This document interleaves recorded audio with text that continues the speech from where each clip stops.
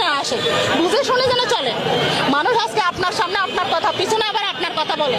কেউ কার ভালো চায়, ভালো বলে? একটা মানুষ মারা গেলে তারা দেখে দেখে সেলফি করে, ভিউ বিজনেস করে। কেন রে ভাই?